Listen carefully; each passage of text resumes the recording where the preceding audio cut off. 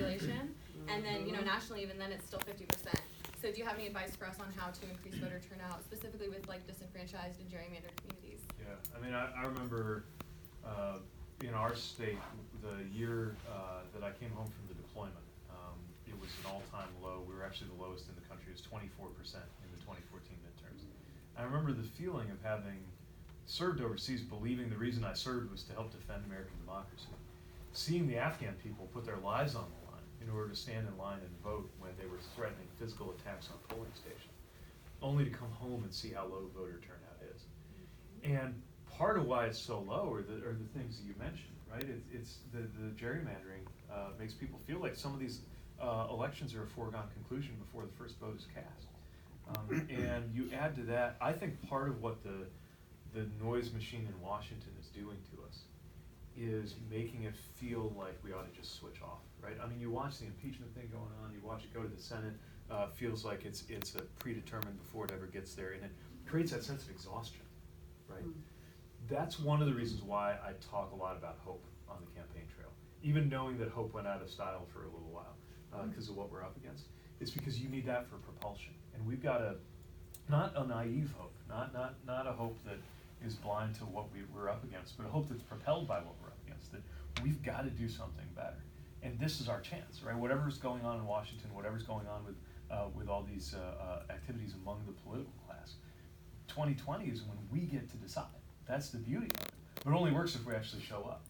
And this is our chance to change things. You add to that the fact that in Texas, even with the gerrymandering of the districts, I mean, to be 9 seats away from flipping the state house is unbelievable. And it puts it within our grasp. To see every year, it's not happening on its own. The map's not going to save us. Demographics aren't going to save us. We got to do the work for it. And I don't have to tell you that. You all have been doing it this whole time. But a real change is within our grasp, and we've just got to keep focusing on that so that we get in a position to make the reforms to the system, like making it easier to vote, and having automatic voter registration, and having election day be a holiday, and having fair districts, that'll in turn make it easier for more people to vote and to feel good about their vote in the future. So I know it's moving that rock uphill right now, but that's exactly why we're in this, right? Nice. Thank you. So we are going to sort of combine these last questions all into one. And just for some context here, our team, middle of October, our first organizing meeting was 4 people. Our next organizing meeting was 15 for that training that I mentioned, and this is 30 volunteers here. It's our next meeting across 3 months. We currently have about 1,000 volunteers across the state of Texas, and we have 30,000 donors, so over 30,000 donors. In Texas alone? In Texas alone. That is so that is your ground game in Texas. And so I just want to hear a little bit of your opinion about, so campaigning is obviously different than any other work experience any of us have had ever. A lot of this is our first time doing this, specifically with the type of campaign that you're running, with the way that it empowers everyone to lead. And so I just wanted to know if you had any feedback or tips for new leaders as we learn and grow and come into these roles as leaders ourselves.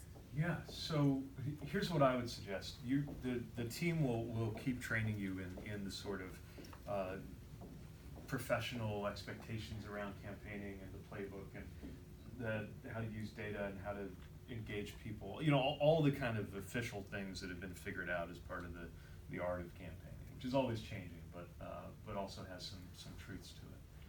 You'll become an expert in that if you're not already, through the training and through the process. But the thing you're an expert in now is you. In other words, when you're recruiting other volunteers or when you're engaging voters, you don't need any training to tell people what brought you to this. And it'll be different for each of you, and that's fine. And it's actually more powerful for you to do that. People are going to see what I have to say on television, in a debate, in an ad, whatever. There are all kinds of ways for people to hear my language, my vocabulary, my speeches.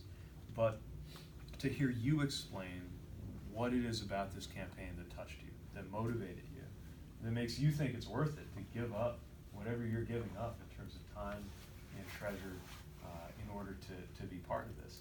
That's something that you are the #1 expert in. And by sharing that actually means more than anything that I can say. By far, in terms of moving people to volunteer, motivating people to get involved, and also getting people to vote or participate if not before. The biggest indicator that somebody's going to cross that fence and do it for the first time is when somebody who's already in their world approaches them and talks to them about their own truth. So don't worry about the official stuff. Well, you'll get trained in that, and we got a fantastic team, as we already have seen with your help, that can do that bit.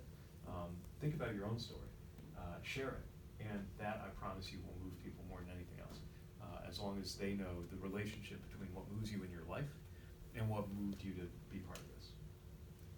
Hey, can we turn around and get a picture with Oh, everyone? yeah, all right.